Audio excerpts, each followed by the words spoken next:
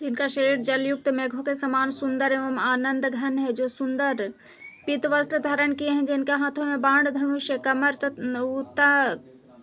उत्तम तर्कस के भार से सुशोभित है, कमल के समान विशाल नेत्र एवं मस्तक पर जटाजूट धारण किए हुए अत्यंत शोभायान श्री सीता राम जी और लक्ष्मण जी सहित मार्ग में चलते हुए आनंद देने वाले श्री रामचंद्र जी को मैं भजता हूँ। हे पार्वती, श्री राम जी के गुण गूढ़ है, पंडित और मुनि उन्हें समझ कर वैराग प्राप्त करते हैं, परंतु जो भगवान से विमुख है और जिनका धर्म में प्रेम नहीं, वह महामूढ़ मोह को प्राप्त होते हैं।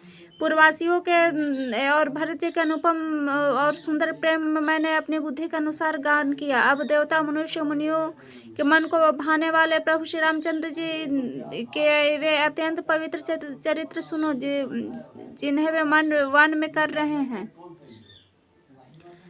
एक बार सुंदर फूल चुनकर श्री राम जी ने अपने हाथों से भली भांति गहने बनाए और सुंदर स्फटिक शिला पर बैठे हुए प्रभु ने आदर के साथ वे गहने श्री सीता जी को पहनाए। देवराज इंद्र का मूर्ख पुत्र जयंत एक कौवा का रूप धरकर श्री रघुनाथ जी का बल देखना चाहता था, जैसे महान मंद बुद्धि चींटी समुद्र का था पाना चाहता हो।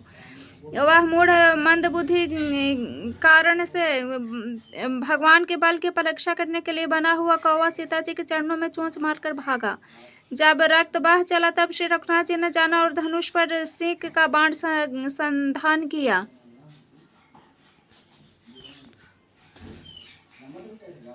श्री रघुनाथ जी जो अत्यंत ही कृपालु हैं, जिनका दिनों पर सदा प्रेम रहता हूँ, उनसे भी उस अवगुणों के घर मूर्ख जयंत ने आकर छल किया। मंत्र से प्रेरित होकर वह ब्रह्म बाण दौड़ा, कौवा भयभीत होकर भाग चला। वह अपने असली रूप धरकर पिता इंद्र के पास गया, पर श्री राम जी का विरोधी जानकर इंद्र ने उसको नहीं रखा। तब अब वह निराश होकर उसके मन में भय उत्पन्न हो गया, जैसे दुर्वासा ऋषि को चक्र से भय हुआ था। वह ब्रह्मलोक, शिवलोक आदि समस्त लोकों में थका हुआ भय शोक से व्याकुल होकर भागता फिरा, पर रखना तो दूर, किसी ने उसे बैठने तक के लिए नहीं कहा। श्री रामचंद्र जी के द्रोही को कौन रखता सकता है। काकभूषुंडी जी कहते हैं, गरुड़ सुनिए, उनके लिए माता मृत्यु के समान, पिता यमराज के समान, अमृत विष के समान हो जाता है। मित्र सैकड़ों शत्रुओं से करनी करने लगते हैं। देव नदी गंगा जी उसके लिए वैतरणी हो जाती है। भाई सुनिए, जो श्री रघुनाथ जी के विमुख होता है, समस्त जगत उसके लिए अग्नि से भी अधिक जलाने वाला हो जाता है। नारद जी ने जयंत को व्याकुल देखा तो उन्हें दया आ गई, क्योंकि संतों का चित्त बड़ा कोमल होता है। उन्होंने समझाकर तुरंत श्री रामचंद्र जी के पास भेज दिया। उसने जाकर पुकार कर कहा, है शरणागत के हितकारी, मेरी रक्षा कीजिए, मेरी रक्षा कीजिए। आतुर और भयभीत जयंत ने जाकर श्री राम जी के चरण पकड़ लिए और कहा, है दयालु रघुनाथ जी, रक्षा कीजिए, रक्षा कीजिए। आपके अतुलित बल और आपकी अतुलित प्रभुता को मैं मंद बुद्धि नहीं जान पाया। अपने किए हुए कर्म से उत्पन्न हुआ फल मैंने पा लिया। अब है प्रभु, मेरी रक्षा कीजिए, मैं आपकी शरण तक कर आया हूँ। है शिव जी कहते हैं, पार्वती कृपालु श्री रघुनाथ जी ने उनके अत्यंत आर्त वाणी सुनकर उन्हें एक आंख काना करके छोड़ दिया। उसने मोहवश द्रोह किया था, इसलिए यद्यपि उसका वध ही उचित था, पर प्रभु ने कृपा करके उसे छोड़ दिया। श्री राम जी के समान कृपालु और कौन होगा। इस चित्रकूट में बसकर श्री रघुनाथ जी बहुत से चरित्र किए, जो कानों को अमृत के समान है। फिर कुछ समय पश्चात श्री राम जी ने मन में ऐसा अनुमान किया कि मुझे सब लोग जान गए हैं, इसलिए यहाँ बड़ी भीड़ हो जाएगी, इसलिए सब मुनियों से विदा लेकर सीता जी सहित दोनों भाई चले। जब प्रभु अत्रि जी के आश्रम में गए तो उनका आगमन सुनते ही महामुनि हर्षित हो गए, शरीर पुलकित हो गया। अत्रि उठकर दौड़े, उन्हें दौड़े आते देख श्री राम जी और भी शीघ्रता से चले। दंडवत करते हुए श्री रामचंद्र जी को उठाकर मुनि ने हृदय से लगा लिया और प्रेमाश्रुओं के जल से दोनों भाइयों का नहला दिया।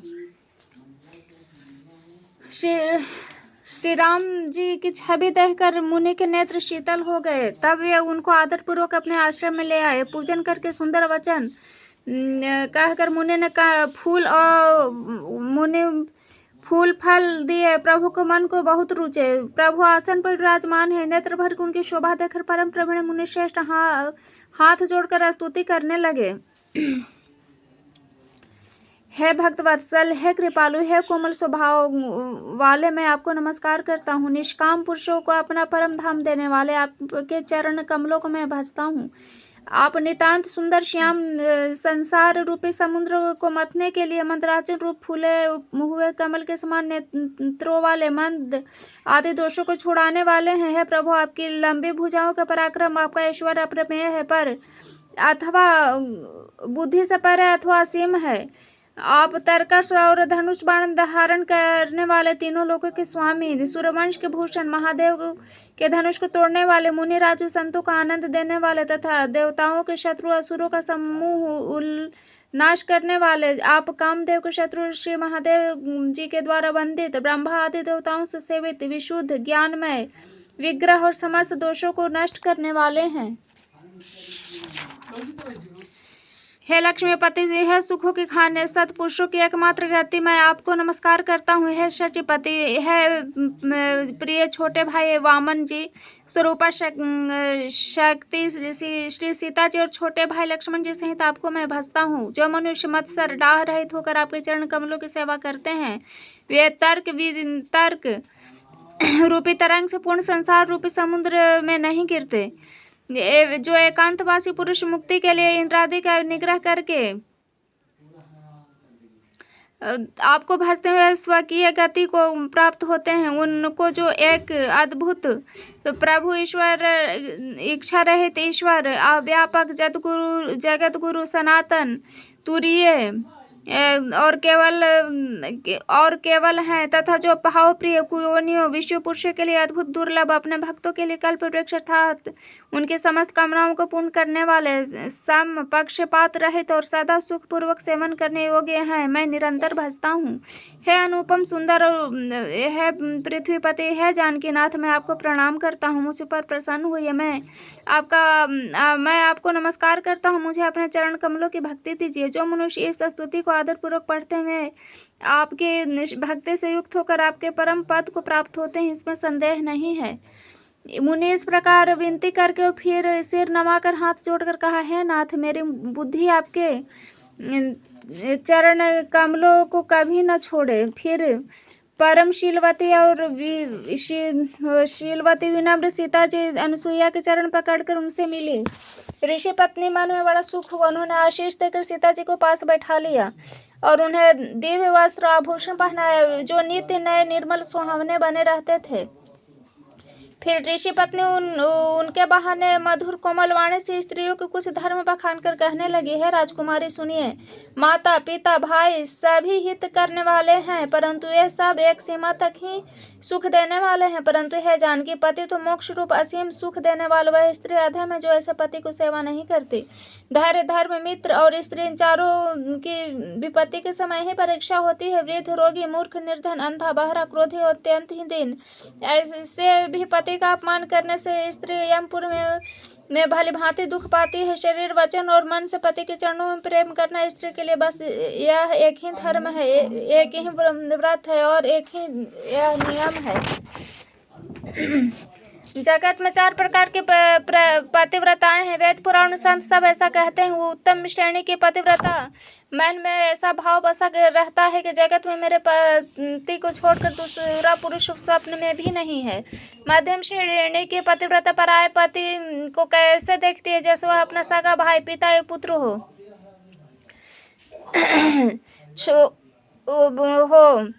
निम्न श्रेणी की ऐसा वेद कहते हैं जो स्त्री मौका न मिलने में से या भयवश पतिव्रता बनी रहती है। जगत में उसे अधम स्त्री जानना। पति को धोखा देने वाले जो स्त्री पराये पति से रति करते हैं वह तो 100 कल्प तक रौरक नरक में पड़ी रहती है।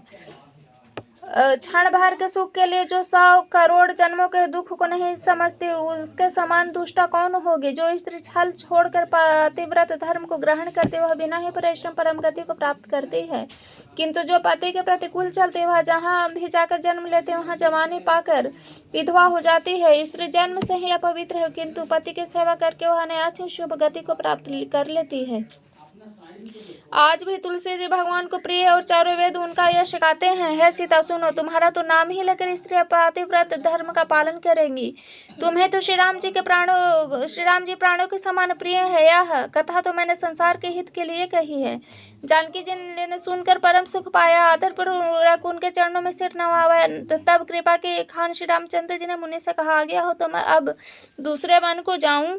मुझ पर निरंतर कृपा करते रहिएगा और अपना सेवक जानकर स्नेह न छोड़िएगा। धर्म धुरंधर प्रभु श्री रामचंद्र जी का वचन सुनकर ज्ञानी मुनि प्रेम पूर्वक बोले, ब्रह्मा विष्णु और सनकादि सभी ब्रह्म परमार्थवादी जिनकी कृपा चाहते हैं, हे राम जी आप वही निष्काम पुरुषों के प्रिय और दीनों के बंधु भगवान हैं जो इस प्रकार कोमल वचन बोल रहे हैं। अब मैंने लक्ष्मी जी की चतुराई समझी। उन्होंने सब देवताओं को छोड़कर आप ही को भजा, जिसके समान सब बातों में अत्यंत बड़ा और कोई नहीं। उनका शील भला सा क्यों न होगा। मैं किस प्रकार कहूँ, हे स्वामी आप बताइए। हे नाथ आप अंतर्यामी ही, आप ही कहिए। ऐसा कहकर धीर मुनि प्रभु को देखने लगे। मुनि के नेत्रों से जल बह रहा है, शरीर पुलकित है। मुनि अत्यंत प्रेम से पूर्ण है, उनका शरीर पुलकित है। नेत्रों को श्री राम जी के मुख कमल लगाए हुए हैं। मन में विचार रहे हैं कि मैंने ऐसा कौन सा जप तप किए थे कि जिसके कारण मन ज्ञान गुण और इंद्रियों से परे प्रभु के दर्शन पाए। जप योग और धर्म समूह से मनुष्य अनुपम भक्ति को पाता है। श्री रघुवीर जी के पवित्र चरित्र को तुलसीदास रात दिन गाता है। श्री रामचंद्र जी का सुंदर यश कलयुग के पापों को नाश करने वाला, मन को दमन करने वाला और सुख का मूल है। जो लोग इस आदर पूर्वक सुनते हैं उन पर श्री राम जी प्रसन्न होते हैं। यह कठिन कलिकाल पापों का खजाना है। इसमें न धर्म है, न ज्ञान है, न योग तथा जप ही है। इसमें तो जो लोग सब भरोसों को छोड़कर श्री राम जी की वहीं भजते हैं वे चतुर हैं। मुनि के चरण कमलों में सिर नवाकर देवता मनुष्य मुनि के स्वामी श्री राम जी वन को चले। आगे श्री राम जी, उनके पीछे छोटे भाई लक्ष्मण जी और दोनों मुनियों का सुंदर वेश बनाए अत्यंत सुशोभित हैं। दोनों के बीच में श्री जानकी जी कैसे सुशोभित हैं, जैसा ब्रह्म और जीव के बीच में माया। नदी वन पर्वत दुर्गम घाट ये सभी अपने स्वामी को पहचान कर सुंदर रास्ता दे देते हैं। जहाँ जहाँ देव श्री रघुनाथ जी जाते हैं वहाँ वहाँ बादल आकाश में छाया करते जाते हैं। रास्ते में जाते हुए विराध राक्षस मिला, सामने आते ही रघुनाथ जी ने उसे मार डाला। श्री राम जी के हाथ से मरते ही उसने तुरंत दिव्य रूप प्राप्त कर लिया। दुखी देखकर प्रभु ने उसे अपना परम धाम भेज दिया। फिर वे सुंदर छोटे भाई लक्ष्मण जी और सीता जी के साथ वे वहां आए जहां मुनि शरभंग जी थे। श्री रामचंद्र जी का मुख कमल देखकर मुनि श्रेष्ठ के नेत्र रूपी भौरे अत्यंत आदरपूर्वक उनका पान कर रहे हैं। शरभंग जी का जन्म धन्य। मुनि ने कहा, है कृपालु रघुवीर, हे शंकर जी के मन रूपी मानसरोवर के राजहंस सुनिए, मैं ब्रह्मलोक को जा रहा था। इतने में कानों से सुना कि श्री राम जी वन में आवेंगे। तब से मैं दिन रात आपकी ही राह देख रहा हूँ। प्रभु को देखकर मेरे छाती शीतल हो गई है। नाथ मैं सब साधनों से ही आपने ने अपना दीन सेवक जानकर मुझ पर कृपा की है। हे देव, यह कुछ मुझ पर आपका एहसान नहीं है। भक्त के मंचोर ऐसा करके आपने अपने प्राण की रक्षा की है। अब इस दिन कल्याण के लिए तब तक यहाँ ठहरिए जब तक मैं शरीर छोड़कर आपसे आपके धाम में न मिलूं। योग जप यज्ञ तप जो कुछ व्रत आदि भी मुनि ने किया था सब प्रभु को समर्पण करके बदले में भक्ति का वरदान ले लिया। इस प्रकार दुर्लभ चिता रचकर मुनि शरभंग जी हृदय से सब आसक्ति छोड़कर उस पर जा बैठे। नीले मेघ के समान श्याम शरीर वाले सगुण रूप श्री राम जी, सीता जी, छोटे भाई लक्ष्मण जी सहित आप निरंतर मेरे हृदय में निवास कीजिए। ऐसा कहकर शरभंग जी ने योग अग्नि से अपने शरीर को जला डाला। श्री रामचंद्र जी की कृपा से वे वैकुंठ को चले गए। मुनि भगवान में लीन इसलिए नहीं हुए कि उन्होंने पहले ही भक्ति वर ले लिया था। ऋषि समूह मुनि श्रेष्ठ शरभंग जी का यह दुर्लभ गति देख कर अपने हृदय में विशेष रूप से सुखी हुए समस्त मुनिवृंद श्री राम जी की स्तुति कर रहे हो, कह रहे हैं, शरणागत हितकारी करुणाकंद प्रभु की जय हो। फिर श्री रघुनाथ जी आगे वन में चले। श्रेष्ठ मुनियों के बहुत से समूह उनके साथ हो लिए। हड्डियों का ढेर देखकर श्री रघुनाथ जी को बड़ी दया आई। उन्होंने मुनियों से पूछा। मुनियों ने कहा, स्वामी यह स्वरदर्शी सर्वज्ञ अंतर्यामी सबके हृदय के जानने वाले हैं, जानते हुए भी अनजान की तरह हमसे पूछ रहे हैं। राक्षसों के दलों ने सब मुनियों को खा डाला। ये सब उन्हीं के हड्डियों का ढेर है। सुनते ही श्री रघुवीर के नेत्रों में जल छा गया। उनके आंखों में करुणा के आंसू आ गए। श्री रामचंद्र जी ने भुजा उठाकर प्रण किया कि मैं पृथ्वी को राक्षसों से रहित कर दूंगा। फिर समस्त मुनियों के आश्रमों में जा जाकर उन्होंने दर्शन एवं संभाषण का सुख दिया। मुनि अगस्त जी के एक सुतीक्ष्ण नामक सुजान शिष्य थे। उनके भगवान में प्रीति थी। वे मन वचन कर्म श्री राम जी के चरण के सेवक थे। उन्हें स्वप्न में भी दूसरे देवता का भरोसा नहीं था। उन्होंने जो ही प्रभु का आगमन कानों से सुना, त्यों ही अनेकों प्रकार के मनोरथ करते हुए आतुरता से शीघ्र दौड़े। विधाता क्या दिन बंधु श्री रघुनाथ जी मुझ जैसे दुष्ट पर भी दया करेंगे क्या? स्वामी श्री राम जी छोटे भाई लक्ष्मण जी सहित मुझे अपने सेवक की तरह मिलेंगे? मेरे हृदय में दृढ़ विश्वास नहीं होता, क्योंकि मेरे मन में भक्ति वैराग या ज्ञान कुछ भी नहीं है। मैंने न तो सत्संग योग जप अथवा यज्ञ ही किए हैं और न प्रभु के चरण कमलों में मेरा दृढ़ अनुराग ही है। मैं दया के भंडार प्रभु की एक बाण है, जिसे किसी दूसरे का सहारा नहीं, वह उन्हें प्रिय होता है। भगवान के इस बाण का स्मरण आते ही मुनि आनंद मग्न होकर मन ही मन कहने लगे, आहा, भव बंधन से छुड़ाने वाले प्रभु के मुखारविंद को देखकर आज मेरे नेत्र सफल होंगे। शिव जी के कहते हैं, भवानी ज्ञानी मुनि प्रेम में पूर्ण रूप से निमग्न है, उनकी यह दशा कहीं नहीं जाती। उन्हें दिशा विदिशा और रास्ता कुछ भी नहीं सूझ रहा है। मैं कौन ही कहाँ जा रहा हूँ यह भी नहीं जानते। वे कभी पीछे घूमकर फिर आगे चलने लगते हैं, कभी प्रभु के गुण गाकर नाचने लगते हैं। मुनि के प्रगाढ़ प्रेम और भक्ति प्राप्त कर लिए प्रभु श्री राम जी वृक्ष की आड़ में छिप कर देख रहे हैं। मुनि का अत्यंत प्रेम देखकर भाव आवागमन के भय को हरने वाले श्री रघुनाथ जी मुनि के हृदय में प्रकट हो गए। हृदय में प्रभु के दर्शन पाकर मुनि बीच रास्ते में ही अचल स्थिर होकर बैठ गए। उनका शरीर रोमांच से कटहल के फल के समान हो गया। तब श्री रघुनाथ जी उनके पास चले आए। अपने भक्त का प्रेम दशा देखकर मन में बहुत प्रसन्न हुए। श्री राम जी ने मुनि को अपना प्रकार से जगाया, पर मुनि नहीं जागे, क्योंकि उन्हें प्रभु के ध्यान का सुख प्राप्त हो रहा था। तब श्री रामचंद्र जी ने अपने राज रूप को छिपा लिया और उनके हृदय में अपना चतुर्भुज रूप प्रकट कर दिया। तब अपने इष्ट स्वरूप के अंतर ध्यान होते ही मुनि जैसे व्याकुल हो उठे, जैसे ज्येष्ठ श्रेष्ठ मणिधर सर्प मणि के बिना व्याकुल हो जाता है। मुनि ने अपने सामने सीता जी और लक्ष्मण जी सहित श्याम सुंदर विग्रह सुखधाम श्री राम जी को देखा। प्रेम में मग्न हुए वे बड़भागी श्रेष्ठ मुनि लाठी की तरह गिर पड़े, श्री राम जी के चरणों में लग गए। श्री रामचंद्र जी ने अपने विशाल भुजाओं से पकड़कर उन्हें उठा लिया और बड़े प्रेम से हृदय लगा लिया। कृपालु श्री रामचंद्र जी मुनि से मिलते हुए ऐसे सुशोभित हो रहे हैं, मानो सोने के वृक्ष तामाल का वृक्ष गले लग रहा हो। मुनि खड़े हुए श्री राम जी का मुख देख रहे, मानो चित्र में लिख कर बनाए गए हों। तब मुनि हृदय में धीरज धर कर बार बार चरणों में स्पर्श किया, फिर प्रभु को अपने आश्रय में लाकर अनेक प्रकार से उनकी पूजा की। मुनि कहने लगे, है प्रभु, मेरी विनती सुनिए। मैं किस प्रकार से आपकी स्तुति करूं? आपकी महिमा अपार है और मेरी बुद्धि अल्प। जैसे सूर्य के समान जुगनू का उजाला है, नील कमल की माला के समान श्याम शरीर वाले, हे जटाओं का मुकुट, मुनियों के वस्त्र पहने हुए, हाथ में धनुष बाण लिए तथा कब्र में तरकस कसे हुए श्री राम जी, मैं आपको निरंतर नमस्कार करता हूँ। जो मोह रूपी घने वन को जलाने के लिए अग्नि है, संत रूपी कमलों के वन को प्रफुल्लित करने के लिए सूर्य है, राक्षस रूपी हाथियों के समूह को पछाड़ने के लिए सिंह और आवागमन रूपी पक्षी को मारने के लिए बाज रूप है प्रभु सदा हमारी रक्षा करें। हे लाल कमल के समान नेत्र और सुंदर वेश वाले सीता जी के नेत्र रूपी चकोर के चंद्रमा, शिव जी के हृदय रूपी मानसरोवर के बाल हंस, विशाल हृदय और भुजा वाले श्री रामचंद्र जी, मैं आपको नमस्कार करता हूँ। जो संशय रूपी सर्प को ग्रासने के लिए गरुड़, अत्यंत कठोर तर्क से उत्पन्न वाले, विषाद का नाश करने वाले, आवागमन से को मिटाने वाले, देवताओं के समूह को आनंद देने वाले, वे कृपा के समुद्र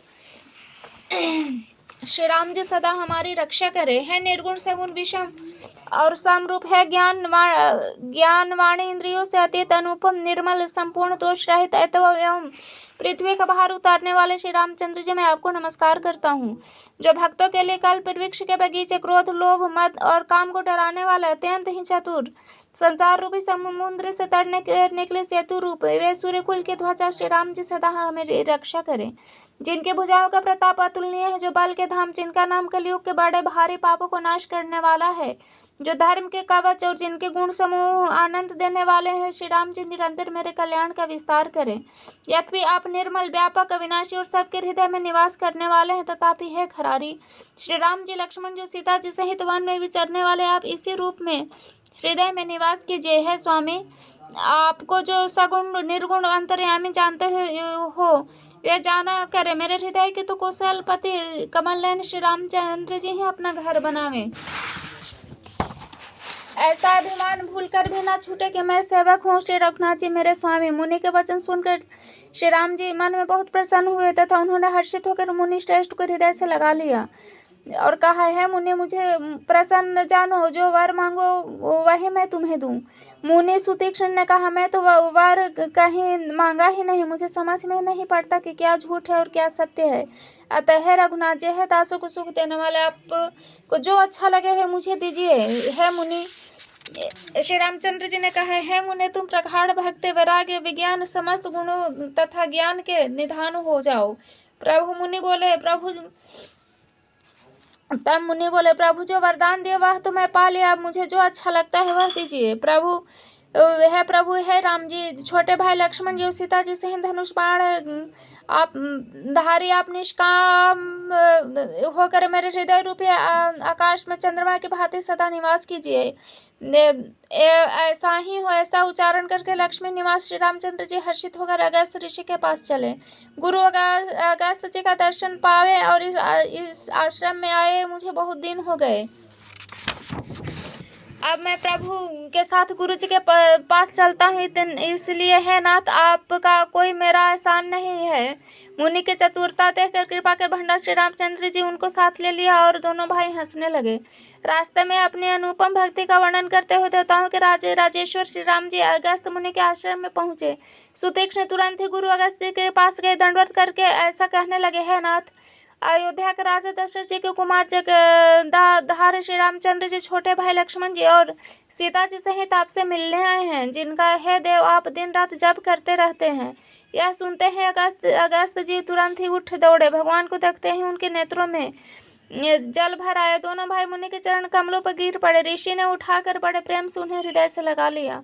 ज्ञानी मुनि ने आदरपूर्वक कुशल पूछकर उनको लाकर श्रेष्ठ आसन पर बैठाए, फिर बहुत प्रकार से प्रभु की पूजा करके कहा, मेरे समान भाग्यवान आज दूसरा कोई नहीं। वहाँ जहाँ तक जितने भी अन्य मुनिगण थे सभी आनंद कंद श्री रामचंद्र जी के दर्शन करके हर्षित हो गए। मुनियों के समूह श्री रामचंद्र जी सब की ओर सम्मुख होकर बैठे, अर्थात प्रत्येक मुनि को श्री रामचंद्र जी अपने ही सामने मुख कर बैठे दिखाई देते हैं। सब मुनि टकटकी लगाए उनके मुख को देख रहे हैं। ऐसा जान पड़ता है मानो चकोरों का समुदाय शरद पूर्णिमा के चंद्रमा की ओर देख रहा हो। तब श्री रामचंद्र जी ने मुनि से कहा, है प्रभु, आपसे कुछ छिपाओ नहीं, मैं जिस कारण से आया वह आप जानते हो, इससे है तात मैं आपसे समझा कर कुछ नहीं कहा। हे प्रभु, आप मुझे वही सलाह दीजिए जिस प्रकार मैं मुनियों के द्रोही राक्षसों को मारूं। प्रभु की वाणी सुनकर मुनि मुस्कुराए, बोले, है नाथ, आपने क्या समझकर मुझसे प्रश्न किया है? पापों को नाश करने वाले मैं तो आप ही के भजन के प्रभाव से आपकी ही कुछ थोड़ी सी महिमा जानता हूँ। आपकी माया गुलर के विशाल वृक्ष और उन अनेकों ब्रह्मांड के समूह हैं जिनके फल हैं।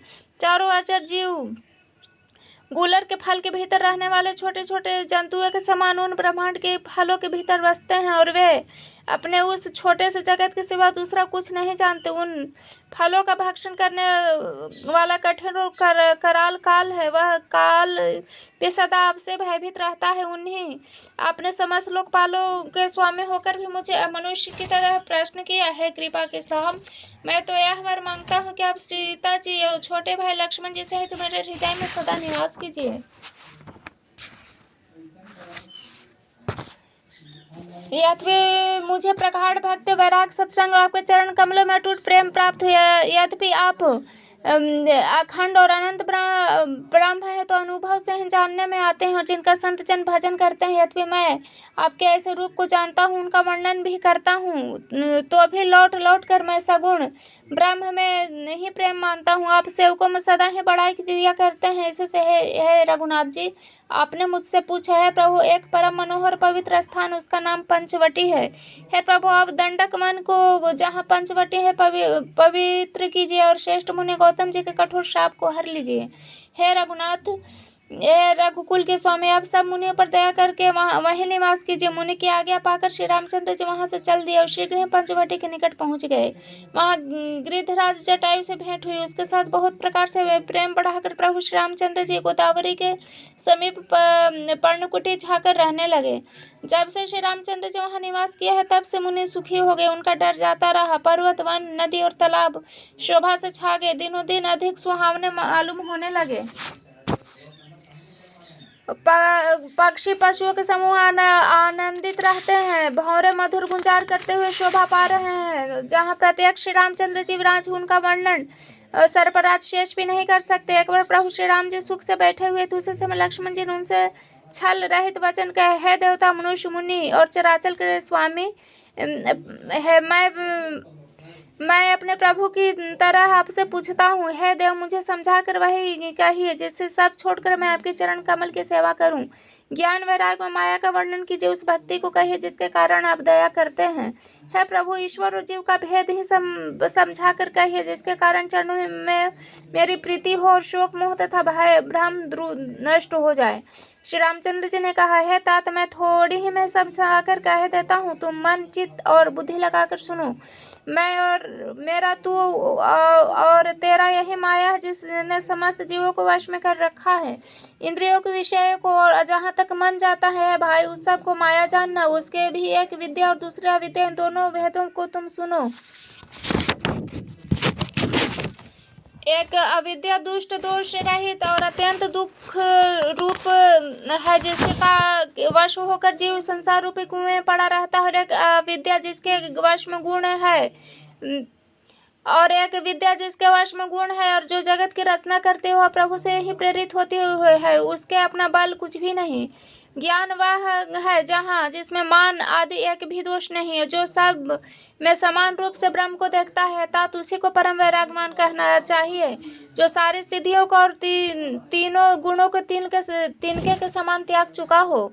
जो माया को ईश्वर और अपने स्वरूप को नहीं जानता, उसे जीव को कहना चाहिए। जो कर्म अनुसार बंधन मोक्ष देने वाला, सबसे परे माया का प्रेरक है, वह ईश्वर है। धर्म के आचरण से वैराग्य और योग से ज्ञान होता है तथा ज्ञान मोक्ष का देने वाला है, ऐसे वेदों ने वर्णन किया है। हे भाई, जिससे मैं शीघ्र ही प्रसन्न होता हूँ, वह मेरी भक्ति जो भक्तों को सुख देने वाली है, वह भक्ति स्वतंत्र है। उसमें दूसरे ज्ञान, विज्ञान आदि दूसरे साधन का सहारा नहीं है। अब मैं भक्ति के साधन विस्तार से कहता हूँ। वह सुगम मार्ग है जिससे जीव मुझको सहज ही पा जाते हैं। पहले तो ब्राह्मणों के चरणों में अत्यंत प्रीति हो और वेद रीति के अनुसार अपने अपने वर्ण आश्रम में कर्मों में लगा रहे। उसका फल फिर विषयों से वैराग्य होगा तथा वैराग्य होने पर मेरे धर्म में प्रेम उत्पन्न होगा। तब श्रवण आदि 9 प्रकार की भक्ति दृढ़ होगी।